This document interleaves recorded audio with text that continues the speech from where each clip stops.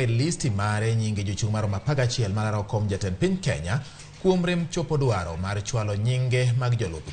IBC noromo gi jolar kom mar jatend Kenya manoromo mano chiwe ler ewi kalenda mar duolno. Chris Owino nigi ler mar wachno.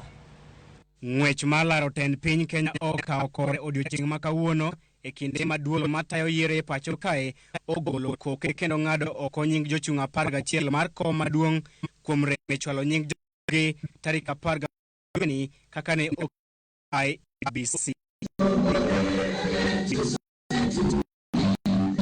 oloso e kar romo mar Bomas of Kenya e kinde romo mane okelo kanyakla jochung' duto mag kom maduong' e yiero mabiro.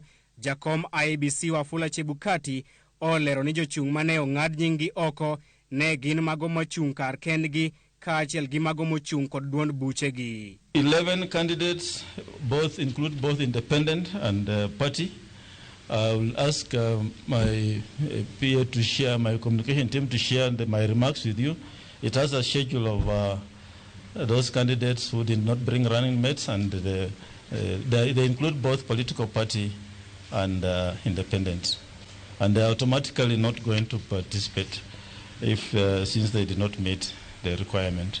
Moko kuom jochung' mane owit nyingegi oko ne gin Musalia Mudavadi mar ANC, Justin Muturi mar DP, Lengala William mar Jirani Mzalendo, kaachiel gi jochung' makar kendgi kaka Ndekerere Kundu, Nyagoko Jacob, kaachiel gi Esther Waringa e kind mamoko.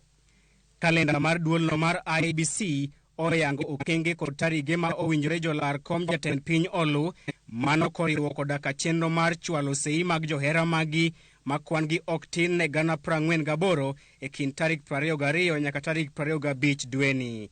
IBC bende biro puodho jolar kom jatend piny Kenya e kind tarik 29 dweni nyaka tarik 6 dwe manyien. E kindeni josiasa dhi bedo thuolo mar chako campaigns margi kochakore tarik 29 nyaka tarik 7 dwe mar 8 higani. Jachung' mar Azimio la Umoja One Kenya Raila Odinga dhi chwalo oboke mage ni IBC tarik 5 dwe mar 6 ka jalup jatend piny William Ruto to dhi chopo e nyim IBC tarik 4 dwe mar 6. Well, we have set the date. The candidate, the 5th, has said he's going to deliver his document on the 5th. And we have booked the date. We have notified IEBC that the 5th shall be here on the 5th to submit his nomination. One of the things we've asked IEBC is to take full responsibility. Take charge of security, take charge of technology, and take charge of the election. Ewi chenro mar tudo kuonde lutombulu duto mapacho kae kod teko mar 3G, Chebukati oyango ni gidhi timo lalruok kod duol mar tudruok e pacho kae motelne kod Ezra Chiloba mar neno ni kuonde lutombulu duto mapacho kae otud kod teko mar 3D motelo ne yiero mabiro. Shall be engaging communication authority further on this matter and be asking them to give us a quality of service, QoS, of these polling centers. Even if it has 3G, does it have the strength that is required to transmit an image? And so that's a conversation we are going to have with them. There's a meeting which is coming soon, and we shall be able to give you further information. Ndalo 77 motelo ne yiero maduong', jakom duol matayo yiero e pacho kae Wafula Chebukati oramo ni IEBC biro luwo chike duto ma oketi motenore kod yiero. Chris Owino, Ramogi TV, Nairobi. Nyako Ramogi bethuolo mar nyiso wapachi kaluwore gi weche gi mwai koni kod sani mago mabende wakelo ni kod sai namba mana kak no wanyis tena riade kauchiel no bende wantiere mbi kanyo Facebook live kanyo Ramogi TV. Wamedo dhi nyime kod weche mabende waluo ni kata mano waseluo ni odiochieng' mangima ka wuok e odwa mar fwambo weche. Seche makoro jochung' malaro kom ten piny Kenya nie tielo mogik mag chwalo tesegi ne duol matayo yiero mapacho ka IBC ka bende gigeto yudo puoth mar laro komno.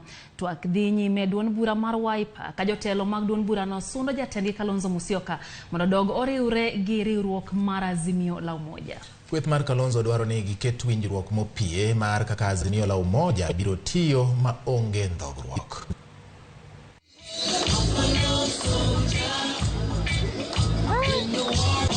Juma achiel kende bang' jatend duond bura mar Wiper Kalonzo Musyoka lando chung' mare e laro kom tend piny Kenya e yiero mabiro kendo lando Andrew Sunkuli kaka jalupne.